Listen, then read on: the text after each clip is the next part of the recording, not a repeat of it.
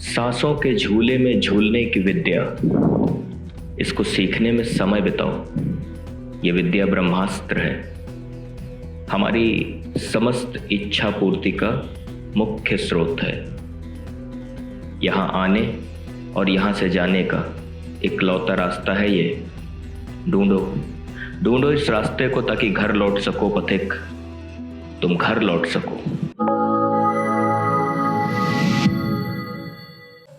ये कुंडली हमारे पास भेजी किसी ने बॉम्बे से। इनका नाम था सुखराम शर्मा। ये कुंडली इस वजह से हम आपके सामने लाए कि इनको 5 साल का कारावास हुआ था फ्रॉड के केस में। टेली कम्युनिकेशन का फ्रॉड था, है ना। तो ये जरा कुंडली पढ़िए और थोड़ा बताइए कि ये जो फ्रॉड होते हैं ज्यादातर फाइनेंशियल, ये क्या इसमें दशाएं चलती हैं, कैसे जो है प्लेनेटरी कॉम्बिनेशन बनते हैं।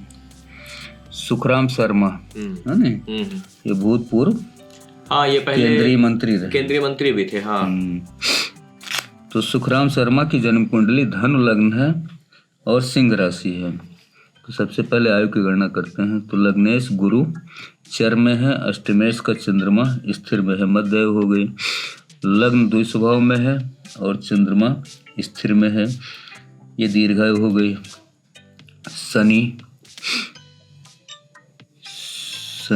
स्थिर में है और चंद्रमा स्थिर में है, ये अल्पायु हो गई। तो ये मध्य आयु के कालखंड में जन्म कुंडली है ना। ठीक है, लेकिन 94 साल के थे। हाँ, ये 94 साल तक जिंदा रहे। हाँ, तो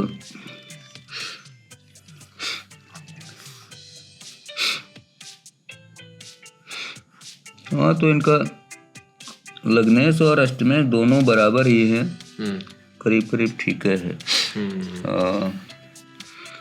तो राजयोग, हाँ इसमें राजयोग देखो। तो लग्नेश गुरु इनका नीच का बैठा है धन भाव में, ये कोई राजयोग नहीं देगा। पंचमेश का मंगल इनका लग्न में आ गया, ये राजयोग देगा। मंगल यहाँ उच्चाभिलाषी है, मकर इसकी उच्च राशि है। भाग्येश का सूर्य इनका अपने से 7वें तीसरे घर में बैठा है और इसकी भाग्य भाव पे दृष्टि आ रही है, इसलिए भाग्य भाव को ये मजबूत करेगा। तो अभी केवल एक ही राजयोग मिला, पंचमेश मंगल लग्न में उच्चाभिलाषी। चतुर्थेश का गुरु इनका धन भाव में नीच का पड़ा हुआ है, ये कोई राजयोग नहीं देगा। सप्तमेश का बुध इनका तीसरे घर में आया, बुध यहाँ नीचाभिलाषी, मीन इसकी नीच राशि है। कुंभ राशि में एक राशि पीछे बैठा है तीसरे घर में, ये भी कोई राजयोग नहीं देगा। दशमेश का बुध भी तीसरे घर में आया, ये भी कोई यहाँ राजयोग नहीं देगा, ये यहाँ पे कोई राजयोग नहीं आएंगे। तो एक ही राजयोग है इस जन्म कुंडली पे, पंचमेश लग्न में उच्चाभिलाषी है, मकर इसकी उच्च राशि है और ये एक राशि पीछे धन राशि में बैठा है। अब धन भाव की स्थिति देखो, धन भाव का मालिक शनि इनका 12वें घर में बैठा है और शनि यहाँ पे नीचाभिलाषी है। मेष इसकी नीच राशि है और 8 4 12 5 राशि पीछे वृश्चिक में बैठा है, लेकिन इसकी धन भाव पे तीसरी दृष्टि आ रही है शनि की, तो इसलिए धन भाव को तो ये मजबूत करेगा। शनि की 7वीं दृष्टि 6ठे घर पे गई और 7 8 9 10 10वीं दृष्टि आई 9वें घर पे, ये ठीक है। ये इसका मतलब है कि धन भाव इनका मजबूत है। अच्छा, अब धन भाव हो गया। पत्नी का भाव देखो, पत्नी भाव का मालिक बुध इनके तीसरे घर में बैठा है, बुध यहाँ नीचाभिलाषी है, मीन इसकी नीच राशि है, एक राशि पीछे कुंभ में बैठा है। लेकिन पत्नी भाव पे किसी पाप ग्रह की कोई दृष्टि नहीं है, कि मंगल की एक दृष्टि है, मिथुन यहाँ पे राशि है, तो उससे कोई इतना बड़ा फर्क नहीं पड़ेगा। तो पत्नी का भाव ठीक है। संतान का मालिक इनका मंगल लग्न में ही अगर राजयोग कारक है, इसलिए संतान इनकी ठीक है। करियर इनका जो भी रहा है, अपने राजनीतिक जीवन का या जो भी रहा है, इसका मालिक बुध इनके तीसरे घर में आ गया सूर्य बुध के साथ, तो ये भी ठीक है। यहाँ करियर भी इनका जो भी चला वो भी ठीक ठाक चला। अब इसमें आई बात फ्रॉड की, है ना। फ्रॉड कैसे हुआ। फ्रॉड क्या, स्कैम था वो टेलीकॉम का। हाँ टेलीकॉम का स्कैम। अच्छा वो कैसे संभव हुआ।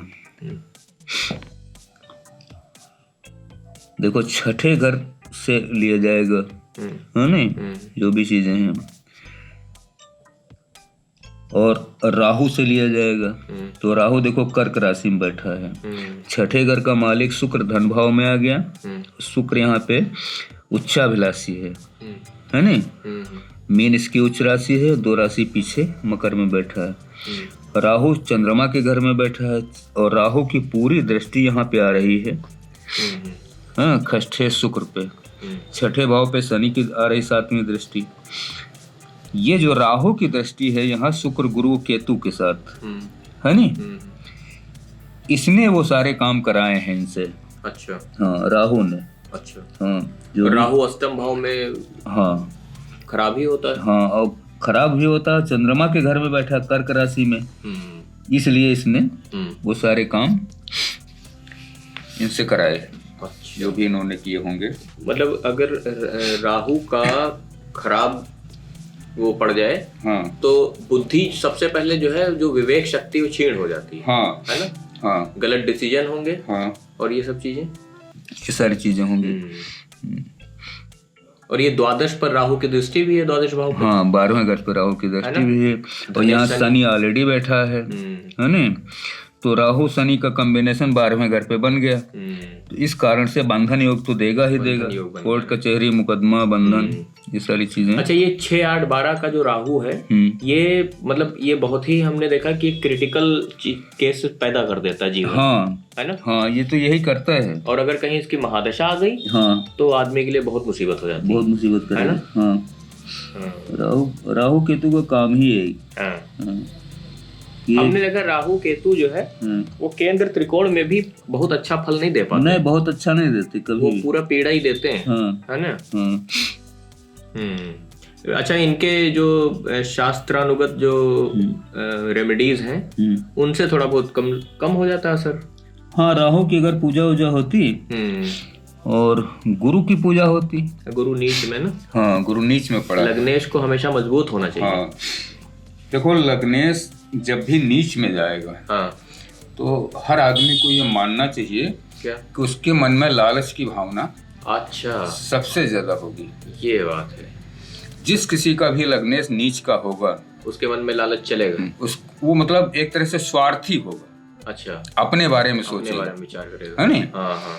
और जिसका लग्नेश उच्च का होगा या मित्र के घर में होगा या स्वग्रही होगा, वो अपने साथ साथ दूसरों के बारे में भी सोचेगा। ये बात, ये हमने कई कुंडलियों में देखा कि लग्नेश नीच का अगर मिल गया तो आदमी स्वार्थी हो जाता है। तो ये इस वजह से होता है क्या कि लग्न जो है वो आत्मा का कारक है। हाँ शरीर का भी कारक है। हर चीज का कारक है। हाँ तो हाँ इसी कारण होता है। तो वो आदमी स्वार्थ की भावना ज्यादा हो जाती है। तो उसी कारण से ये सारे घटनाक्रम हुए होंगे। घटनाक्रम होते हैं। अच्छा इसमें जो इस कुंडली में जो मेन ये जो बन गया ये कारावास वाला, ये मेन बना है राहु की वजह से। राहु की वजह से। और लग्नेश कमजोर हो गया। लग्नेश कमजोर हो गया मतलब इसमें बहुत सारे कॉम्बिनेशन बन गए ना। राहु शनि का कॉम्बिनेशन बन गया। राहु कर्क में बैठ गया है। और फिर वहां से वो अष्टमेश चंद्रमा भाग्य में बैठ गया। भाग्य में बैठ गया। हमको तो इसमें प्रारब्ध का भी बहुत लंबा खेल चल रहा है। हाँ है ना। ये तो है ही। प्रारब्ध का भी लंबा, क्योंकि केतु वहाँ जो गुरु के साथ बैठा हुआ है लग्नेश के साथ, उस पे राहु की दृष्टि भी, तो इसमें प्रारब्ध का भी होगा है नहीं। अच्छा अगर इसके मांगलिक योग देखो तो लग्न में मंगल बैठा जैसे है ना, तो लग्न से तो ये मांगलिक हो गई। अब राशि से देखो चंद्रमा से 1 2 3 4 राशि से नहीं है। शुक्र से 12वें घर में मंगल है ना, तो 2 तरह से ये मांगलिक हो गई कुंडली। तो ये एक तरह से ये मांगलिक कुंडली भी है। मांगलिक भी बन रही है। ठीक है। तो बाकी अब इसमें कुंडली में और क्या, हम आपको एक चीज बताते हैं, आपको जानकारी नहीं होगी, लोगों को भी नहीं पता होगा। ये स्कैम जो है उधर हमको लगता है पता नहीं कब आया था, किसी सन में। तो अच्छा हाँ, वो जो हम बताने जा रहे थे वो सुखराम शर्मा जानते हैं, ये ये जो जितना भी इनके बारे में आप जानते होंगे, मिनिस्टर थे, ये था वो था, स्कैम में थे। लेकिन हम आपको इनका और दूसरा लिंक बताते हैं। अच्छा। ये ग्रैंडफादर हैं आयुष शर्मा के। अच्छा। आयुष शर्मा एक एक्टर हैं हाँ। और सलमान खान की बहन के हस्बैंड हैं। अच्छा अच्छा। ये आप देखिए। और जब हमने ये कुंडली जब हम देख रहे थे, जब बना रहे थे इसको, इसका फिगर ड्रॉ कर रहे थे, तो हमको एकदम से एक चीज फील हुई कि ये स्कैम में थे, जेल गए, इनके पोते उस परिवार में से जाके जुड़े जिस परिवार में ऑलरेडी बहुत सारी प्रॉब्लम चल रही थी।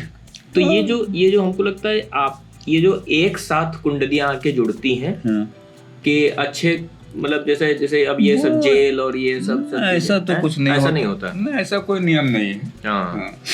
कुछ लोग एक जैसे लोग एक जैसे जाके जुड़ जाते हैं, ऐसा कुछ नहीं होता।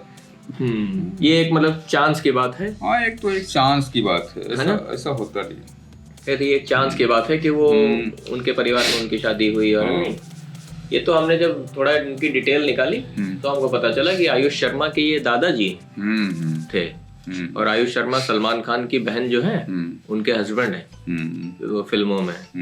तो हमको अच्छा, ये अजीब अजीब लिंक होते हैं इधर से उधर। चलिए वो होता है, ये अच्छा। वो हम लोग संत महापुरुषों की बातचीत करते थे, तो इस बार बताइए जीसस क्राइस्ट के बारे में। Jesus Christ, Isa Masih. अपने समय के मतलब बहुत धुरंधर खिलाड़ी थे ना ये। जीसस क्राइस्ट, ईसा मसीह, ईसाई धर्म के संस्थापक है ना।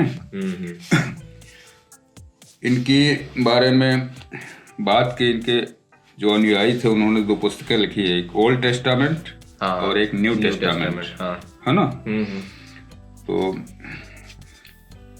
मैंने थोड़ी पढ़ी है दोनों। अच्छा, बताइए जरा इनके थोड़ा इनके बारे में। तो ये बपतिस्मा देते थे। हाँ, ये आत्मज्ञान देते थे। आत्मज्ञान देते थे, हाँ। देते थे लोगों को। तो मैंने इनकी जो क्रिया है नहीं, उसको उस पे इनकी मूवी थी एक जीसस क्राइस्ट की, उसमें देखा भी है। अच्छा। कि शुरुआत, ये इनका जन्म तो यरूशलेम में हुआ था। यरूशलेम में उस समय एक राजा था। तो वो अपने को ही भगवान मानता था। अच्छा। और उसके जो अपने देवता थे उनको भगवान मानता था। अच्छा। अपने को नहीं, अपने जो देवता थे उसको भगवान मानता था। यहूदी धर्म के, यहूदी धर्म में इनका भी जन्म हुआ। अच्छा। ईसा मसीह का भी। कहानी है कि कुंवारी कन्या के गर्भ से जन्म हुआ, इसीलिए उनको वर्जिन मैरी कहा जाता है। चलो ठीक है। तो ईसा मसीह को बहुत कष्ट झेलने पड़े, क्योंकि वो राजा कहता था कि तुम हमारे भगवान को भगवान मानो। अच्छा। हाँ नहीं, कोई मेरे भगवान के अतिरिक्त कोई दूसरा भगवान नहीं हो सकता। ईसा मसीह कहते थे कि नहीं, तुम्हारा ये भगवान जो है ये नहीं है, असली भगवान वो है जो स्वर्ग में है, हेवन में, है ना। तो वो इनसे बहुत नाराज रहता था राजा। तो इनकी जासूसी भी करवाता रहता था कि कहाँ जाते हैं, क्या करते हैं, लोगों को कैसे करते हैं। तो ये बपतिस्मा देते थे। बपतिस्मा में प्राचीन काल में एक परंपरा थी, सनातन धर्म में भी। क्या? इसको बहुत सारे लोग नहीं जानते। सनातन धर्म में एक परंपरा थी कि जब कोई गुरु, है ना, आत्मज्ञानी नहीं, कोई गुरु जब मंत्र दीक्षा देता था, आत्मज्ञानी नहीं होता था। हाँ, वो आत्मज्ञानी नहीं होता। अच्छा।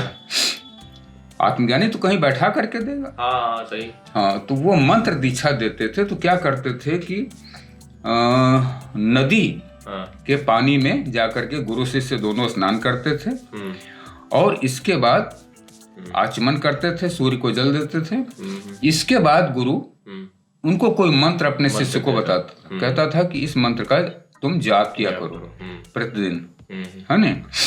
तो वही एक तरीका कहीं से हमने पढ़ा है कि बपतिस्मा का जो तरीका है, अच्छा, ये भी हमको सनातन धर्म के उसी मंत्र दीक्षा की तरह लगा कि ये भी जब किसी शिष्य को ज्ञान देते थे तो जा करके तालाब में, नदी में स्नान कराते थे, है ना। और इसके बाद उसी गीले कपड़े में ही, है ना, उसको ज्ञान देते थे। अब ये क्या ज्ञान देते थे इसके बारे में कहीं कोई खुलासा नहीं है। मतलब वो क्रिया नहीं कहीं पता है। क्रिया थी, क्रिया का कोई खुलासा नहीं है कि वो क्रिया क्या थी। तो ये बपतिस्मा की कहानी मैंने वीडियो में भी देखी, इनकी मूवी में, अच्छा। जीसस क्राइस्ट की, और किताबों में भी पढ़ी है। बाकी ये जहाँ जहाँ ट्रेवल करते थे, यात्रा करते थे, है ना, और ईश्वर के बारे में जो प्रवचन करते थे, उसकी सारी कहानियाँ ओल्ड टेस्टामेंट, न्यू टेस्टामेंट में है ना। तो इन्हीं के नाम पर ईसाई धर्म की स्थापना हुई, और ईसाई धर्म भी अब तो 2 धड़ों में है ना, एक कैथोलिक है, एक प्रोटेस्टेंट है। तो लेकिन ये मूलतः यहूदी थे, अच्छा। जन्म से यहूदी थे। और ये बड़ी लंबी कहानी है, वो हजरत आदम से लेकर के। अच्छा, इसमें एक और कहानी चलती है कि ये ईसा मसीह जब ये एनलाइटेंड हुए, उससे पहले के कुछ महीने, कुछ साल ये इन्होंने तिब्बत में बिताए थे।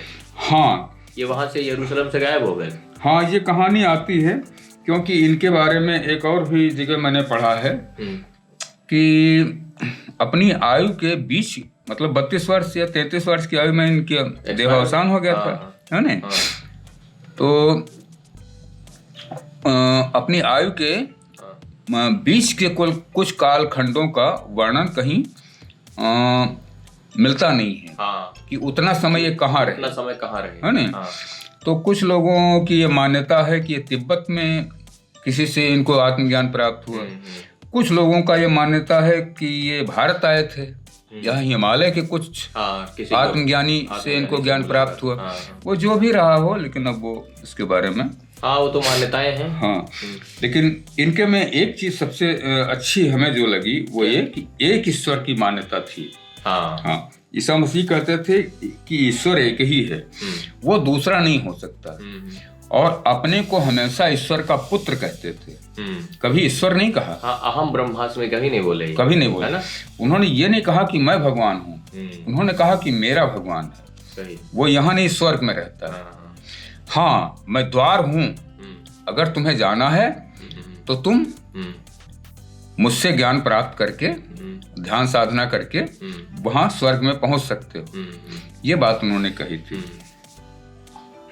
तो ये अच्छा, बड़ी बाकी चूंकि सिद्धियां थी ही इनके पास, तो तमाम तरह के चमत्कारों की कहानियां आती हैं। अंधे को कर दिए ना, अंधे को आंखें दे दी, कोढ़ी का कुछ रोग ठीक कर दिया, लेजरथ करके कोई था, है ना, कोई मर गया था उसको जीवित कर दिया, है ना।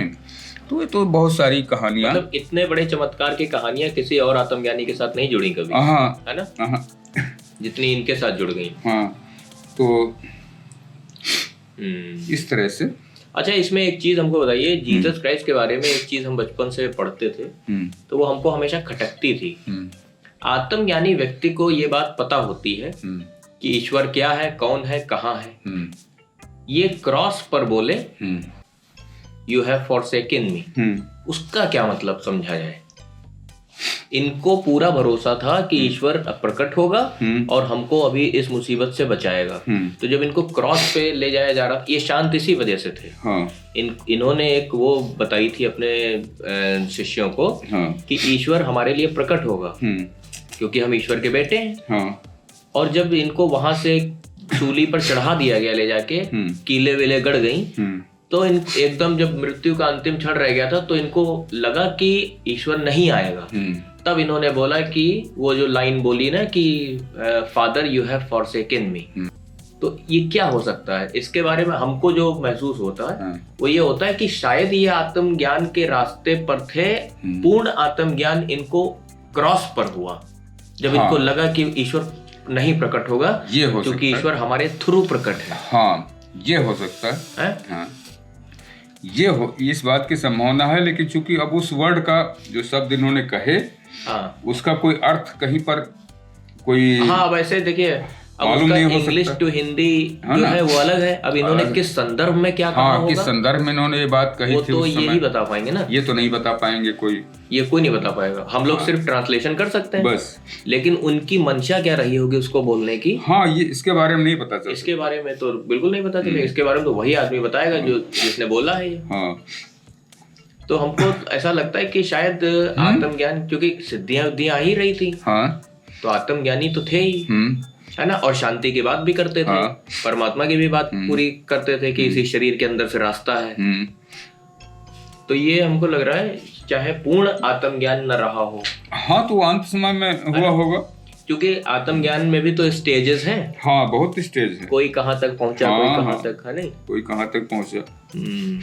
ये तो अच्छा, बाकी सब चीजें कहानियां ही हैं। असलियत तो तब पता चलती जब जीसस क्राइस्ट से बातचीत होती। हाँ, ये तो होता है, सवाल जवाब किए जाते कि कैसे है नहीं, कहाँ क्या है, कैसे। और अच्छा, हम लोग और कुछ कर ही नहीं सकते। अब आज बैठ के इतने पुराने आदमी की बातचीत करने, मतलब तोता लड़ाने जैसी बात है केवल। हाँ, चर्चा की जा सकती है उनके उस पे। जैसे इन्होंने 2-4 चीजें बोली तो वो हमको थोड़ी ठीक लगी। हर आत्मज्ञानी जो है दयालु हो जाता है। इन्होंने कहा जीवों से प्रेम करो, हाँ, कोई तुमको मारे पीटे उसको माफ कर दो।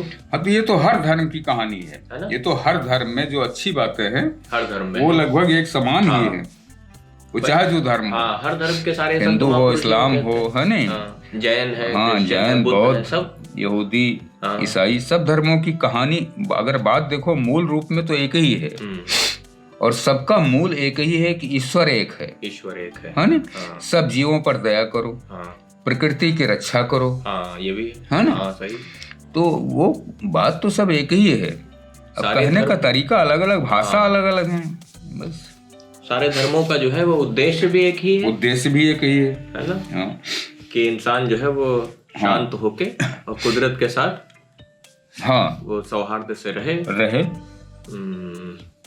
चलिए, तो और इसमें क्या, और उसमें चर्चा की जा सकती है, जो कि क्रिया इनकी पता नहीं चली। हाँ, क्रिया तो कहीं हमें पढ़ने में नहीं आई। हाँ, क्रिया कहीं नहीं पढ़ने में आई कि कौन सी क्रिया करते। जैसे बुद्ध की तो पढ़ने में आ गई, हाँ, है ना, कि वो तो विपश्यना करते थे, विपश्यना कराते थे। हाँ, ठीक है, चलिए फिर, है नहीं। तो बाकी ये कुंडली तो सुखराम की फ्रॉड वाले और राहु की वजह से था सारा, वो राहु की वजह से। ठीक। अंतर श्रृंगार की वियोग से संयोग की यात्रा में जो संचारी भाव चलता है वो अनाहत चक्र पर चोट करता है, उसे खोलकर मुक्त कर देता है। स्नायु तंत्र सजीव होकर ब्रह्मांड यानी पंचम तत्व में विलीन होने के लिए तत्पर हो जाता है।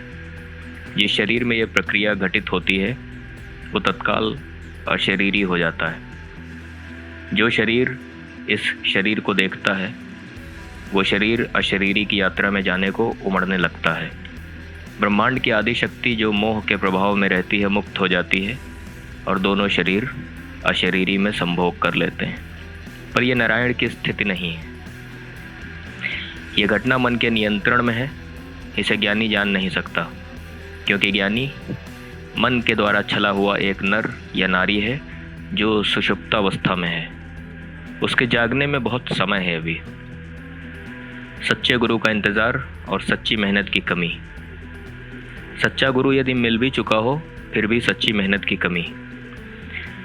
गुरु सिर्फ चाबी देता है, अगर ताला खोलने की यादें अब चेतन में न पड़ी हूं तो चाबी एक खिलौना मात्र है।